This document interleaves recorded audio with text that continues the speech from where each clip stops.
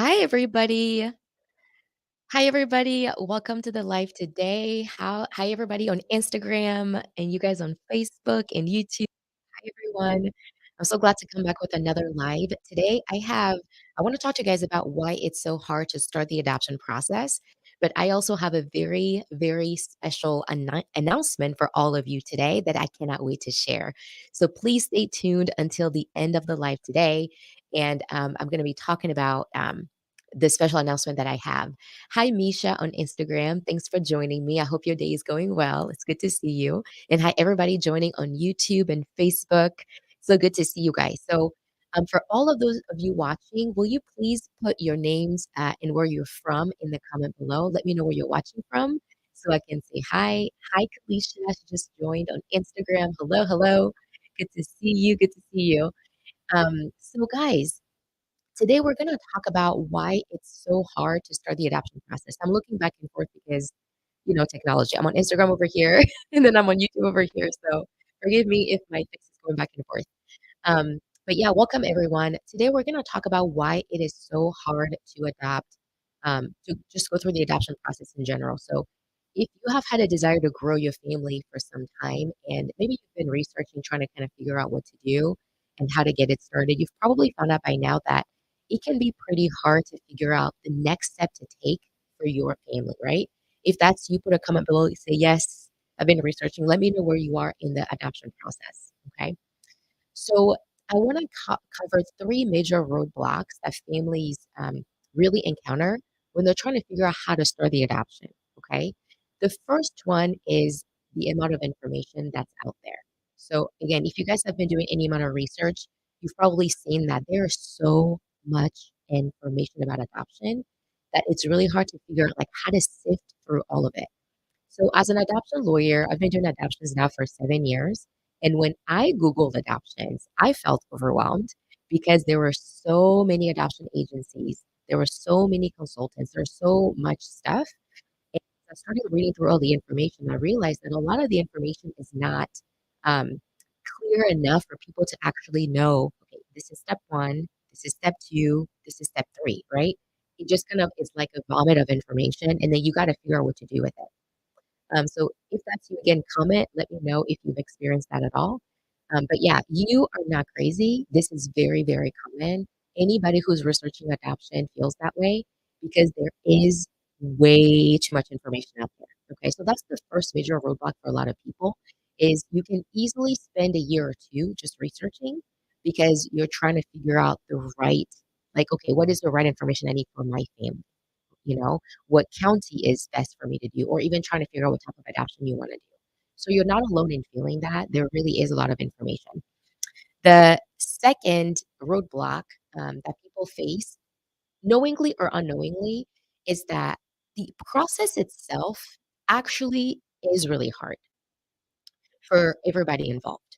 So you think about for a second how you have a mom who's pregnant, who's going through a lot, and you have an adoptive family who probably, were suffering infertility. They've gone through that trauma. Hopefully, they got healed, and now they're trying to adopt a baby.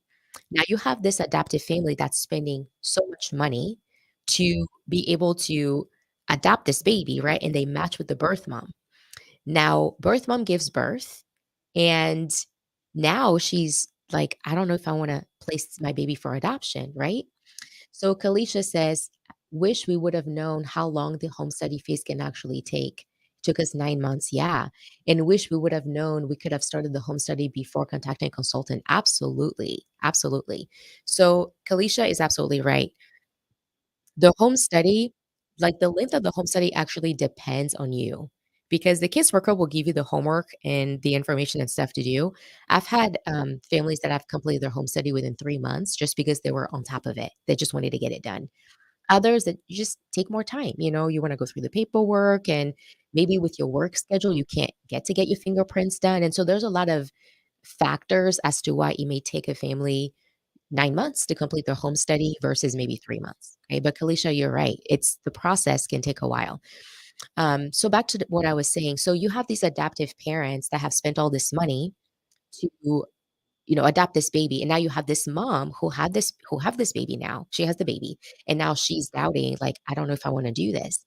But, some moms actually start to feel bad because they're like, "Oh, man, I already promised these people that they could have my baby, but now I'm changing my mind." Right? And so they're now just in this conflict. So even if mom has representation and she understands, she's been informed, so she knows what adoption is, she may now just feel bad because, "Oh, man, I want to keep my baby, but now I feel bad because this family came all the way from, I don't know, another state, and now I don't wanna say no," right? So, the process itself, I mean, it's supposed to be good, but in my experience as an adoption lawyer and working with both adoptive families and birth moms, what I found is that the process is terrible for everybody involved because the adoptive parents don't wanna spend all this money, travel to another state, hold the baby for a day, and then give the baby back to mom and go home empty-handed. I mean, who wants to do that, right? So you feel for the adoptive parents, but then you feel for the mom. I mean, mom can decide to keep her baby and she should not feel pressured to place her baby just because adoptive parents came all the way for her baby, right? So you've got this process that just makes it so emotionally difficult for all of the parties to wrestle through, right? So the process itself is really hard. Like we can't act like it's not because it is.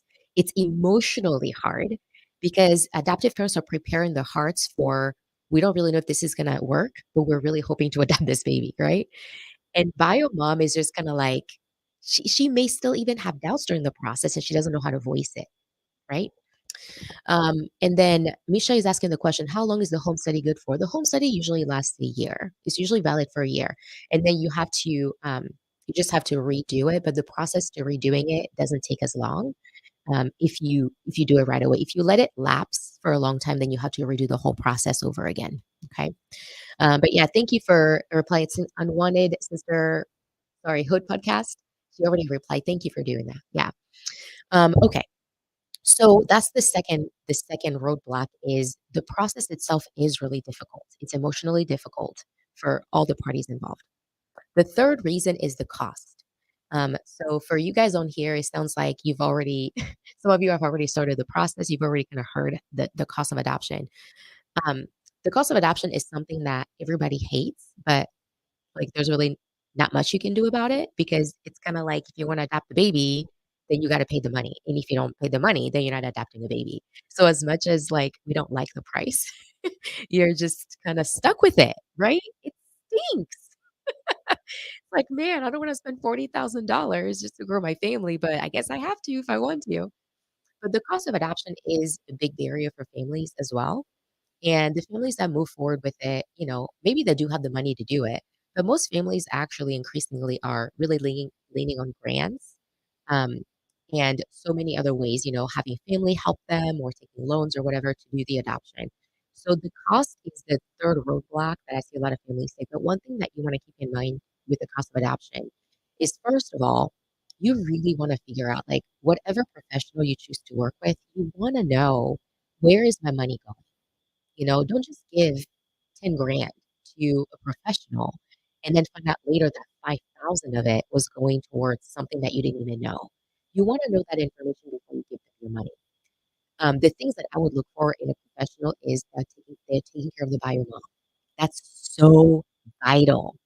Mom needs to be taken care of. So we want to make sure like how much of our money is going towards making sure that mom is getting the counseling that she needs, the representation that she needs, so she's making an informed decision.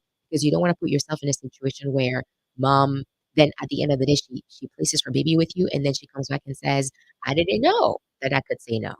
I didn't know that I could do counseling. And they never offered me counseling. You don't want to be in that situation.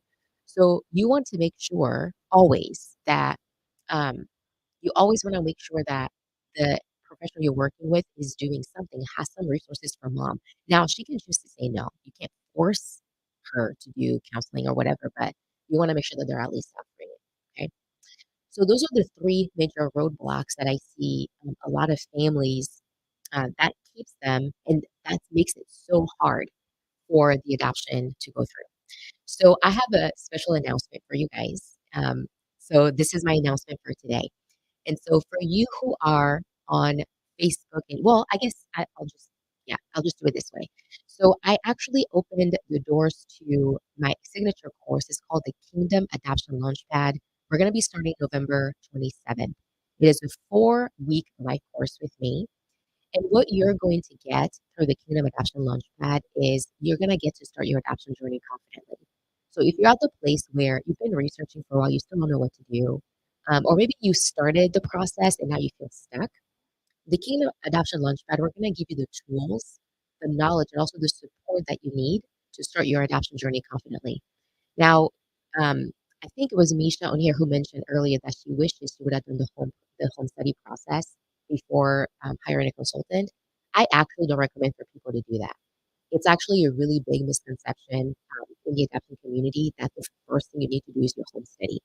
After working with so many families in my law practice and also helping families all across the United States, the home study is not your step one. Step one is for you to actually understand the different options that you have when it comes to adoption in general. And I find that a lot of the families that I talk to, they don't even know all the options that they have. Usually, what happens is that they Google adoption agencies in Missouri because people know that an agency is where they can adopt. So they just assume that that's the only place that they can use for adoption. And so they start there. They call through a whole bunch of agencies, pick one, and then now they're stuck with the agency for like 3 years, right? But if you don't know that you have other options like a consultant, like a lawyer, like self matching, if you don't know that there's a lot of different ways that you can adapt so that you actually taking the information so you can take the right route for yourself and actually understand the steps that you need to take, then it actually ends up making it for a very, very difficult process. Okay. And so in the Kingdom Adoption Launchpad, we're going to go over all the different types of adoptions. We're going to go over the ways that you adopt. So we're going to actually go step by step because that's one of the things that you'll find that you're missing online is what is the step that I need to take. We're going to cover that step 1, step 2, step 3, and we're going to show you how to do that. Whether you're adopting a newborn, whether you're adopting from foster care, whether you're adopting internationally, we're going to go over all the steps that you can expect to take in the adoption process. And then we're going to help you create your adoption blueprint so that okay, this is what I'm going to do for my family. And this is the steps that we need to take. Okay. So the class starts, I think I told you November 27th, right? Yeah, the class starts November 27th. It's going to be online. It's going to be live. It's going to be awesome. And I cannot wait to see you guys there. So if you want to sign up, just go to kingdomadoptionlaunchpad.com, kingdomadoptionlaunchpad.com, and go sign up. And I can't wait to see you guys there. But it's really going to transform the way that you start your adoption because the families that I have worked with, they all were maybe in the same situation that you were. Some of them had already worked with an adoption agency and they were stuck in the process before they started working with me. And then we were able to help them get unstuck and actually adapt within a year. And so not all professionals are created equal, but the most important thing that you need before you even become a professional is having the knowledge. You need to know, okay, how do I do this well? Just like buying a house. If you want to buy a house, you're going to take your time to look at the neighborhoods that you want to live in. You're going to look at so many different houses before you pick a house.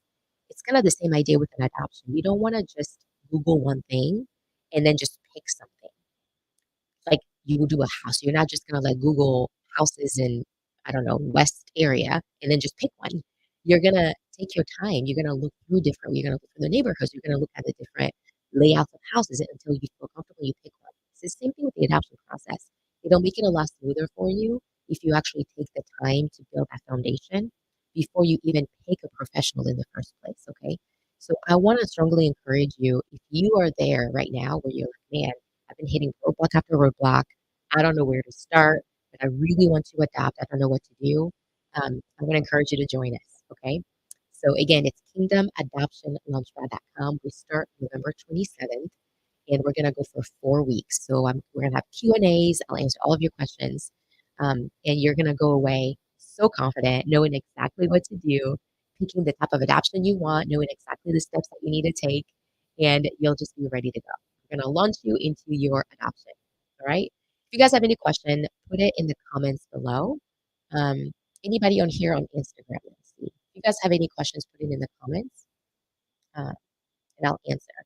But any other comments that you put down when you watch this replay, just put it down below the video, and I'll be happy to answer as well. Okay, so just one more time, go to kingdomadoptionlaunchpad.com and go sign up. And I cannot wait to see all of you guys there so that we can help you start your adoption journey confidently. All right. All right, guys. Well, thanks for joining the live today. It was so good to see all of you, and I'll